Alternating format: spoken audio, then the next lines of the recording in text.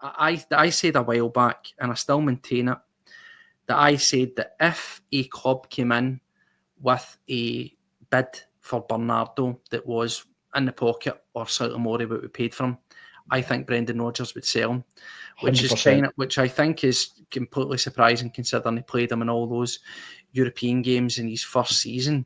He didn't really play him too much domestically, but then he went out his way and wanted to get him back in. We saw what he can do.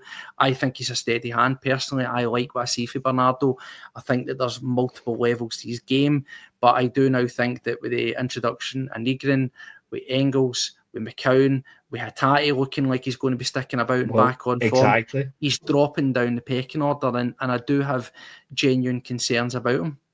Clearly, we have all of these players that are better than him. Sorry, Paddy, jump in there. Clearly, we have all these players that are outperforming him and that are, in Brendan Rodgers' eyes and a lot of the fans' eyes, a lot better than him. You can't just come out and play 50 minutes of a total season and have a great 50 minutes. No, it needs to be consistent. It has to, a great 30 minutes. It has to be consistent over the entire time, and it has to have, I agree, been given the chance. Yeah. But Brendan Rodgers obviously doesn't see it in him for a reason. So whether it's he sees lack of passion, lack of effort, lack of training, whatever else it may be, Bernardo out for me. Well, that's bold. That's bold. It's splitting the comments, guys. It's splitting the comments there. Listen, I would agree with that. Bernardo, in my opinion, is not better than Arnie Engels. Thank you. He is. Bernardo, for me, he's a different type player as well. I think he's more suited to doing the dirty stuff than some of the other players are. Like McCown's more your going forward type player and looking for passes and things like that. I think it was you, Steve, who had compared Bernardo to a mountain goat. Said he was one of these guys who's kind of small in stature but dug in, and he just kind of got in there and in about the game, and that's kind of what he gives you. And it's hard to watch a game and basically say, oh, he had a crap game there, because he's doing the stuff behind the scenes that nobody else really wants to do. Do you know what I think about Celtic's midfield at this moment in time? We've got some fantastic options, right?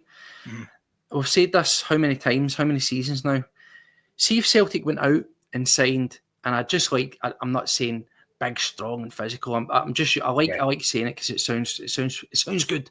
A midfield destroyer, right? See if Celtic went out and got a proper, deep, holding, down and dirty midfielder, right? I'm not talking about a hatchet man, but just somebody that doesn't even to be a Wanyama, even just a Scott Brown, a total warrior, a guy that goes in there, that digs in, he does the hard tackles, he holds the glue together in the midfield, but he still can play football. He can get the ball down and get it moving. He can do it. See if Celtic went and had that. I actually think you could dispose of at least two guys for your midfield, right? Because right now at this moment in time, we've got loads of very accomplished and good midfielders who probably, obviously, the standout will be Cal McGregor, where he can do pretty much everything, right?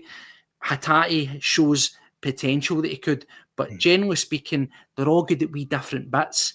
They don't have that one complete midfielder that just does. Do you know what I mean? So we're kind of compensating, right? We'll take off the more attack-minded Hatate and we'll bring on Bernardo because he's better defensively, but then you sacrifice the attacking element of Hatate. Or let's take off Engels because he's not quite dirty enough, but then you lose the range of passing Engels. Do you see what I'm saying? We've got loads of different guys where our midfield is trying to fit together to do the job that you could have one good guy that just does it all. Now, I know that costs money, but that's what I'm saying. If Celtic had somebody that ticked that box, you could easily ship off to our midfielders readily.